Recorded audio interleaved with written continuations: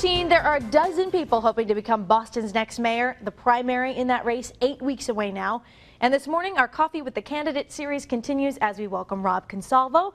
He lives in Hyde Park, went to Catholic Memorial High School in West Roxbury, and Xavier University in Cincinnati, Ohio.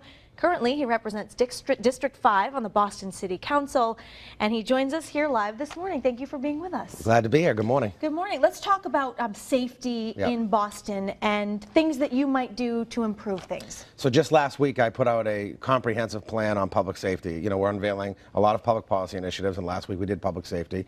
It focuses on prevention, intervention, and enforcement. You have to have all three, and you can't do one without the other, and they all have to be integrated. And so how would you make that communication happen between yourself as a leader, if you were elected as mayor, and the police department, let's say? Absolutely. So we're going to empower the police with the tools they need to do the job. I'm calling on putting more police on the street, 200 new officers in my first term, which will spread out over 4 years, and that will slowly grow our police force who can be out there patrolling on the beat, riding bicycles, doing community policing. I'm calling for an increase in new technology, giving the police the tools they need in the technology front to do their job better, faster, smarter, more efficient. And I'm talking about getting involved with the prevention side. 15% increase in summer jobs and year-round jobs for youth to give kids good opportunities to work and be off the streets.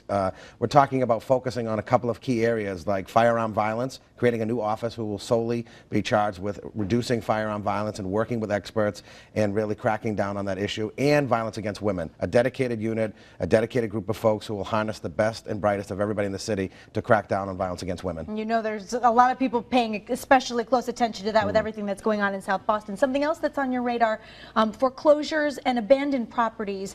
What are some of the things that you propose to do to take care of that? So there's a huge issue in the city, right? Not just when people lose their homes due to foreclosure, and that's a tragic issue, and we need to intervene as best we can on subprime loans and educating people about the whole issue of the subprime loans. But there's a second piece to this, that when a property's foreclosed on, a bank then owns it. That bank may be located in Oklahoma or even overseas in another country. They leave that property abandoned in our neighborhood. It becomes a haven and a magnet for crime and other things. The sidewalk isn't shoveled, for example, in a snowstorm. There's trash and debris. Even the issue of many of these properties have pools that remain filled with water, stagnant, a threat for a kid getting in and drowning, a public health threat with mosquitoes and other things. So we need to hold these big banks accountable for these blighted properties in their neighborhood. We have an ordinance that I authored that tries to hold them accountable by making them register their properties with the city and file a monthly maintenance plan. We need to take it even a step further and go after these banks to make sure that they're taking care of these properties. They're being like every other neighbor, a good neighbor in the community, that their properties are safe and secure. That's a huge issue. We need to make sure that these properties don't become magnets for kids to get inside and people to get inside and do illegal things. It's interesting how much all of these issues are all connected, you know, when you talk about just public safety and... It's quality of life, it's public safety, it's property values, and the bottom line is the big banks have to be treated like every other homeowner.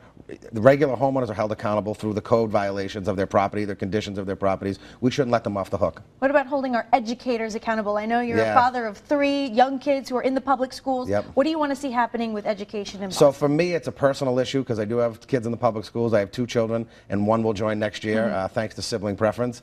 And so for me, it's a personal issue that I'm invested in. And as a dad and a consumer, I'm going to have a laser-like focus as mayor on reforming our public schools and really providing resources to get the job done. We need to do a better job providing resources for the kids who have special needs, for example, and our English language learners. We need to invest in the underperforming schools and for the students that really need our help the most. And that also means investing in our school buildings to make sure we have state-of-the-art facilities for every child to go to. It's giving resources and wraparound services to the kids who need them in this public school system. And it's also making sure the curriculum prepares kids for the 21st century. So I want to see a renewed focus on our curriculum be vocational education as well as for the green economy. We want to train the kids in the BPS to be the scientists that are inventing the next solar or wind power, but we also want to train them maybe to be the folks who install them or repair them.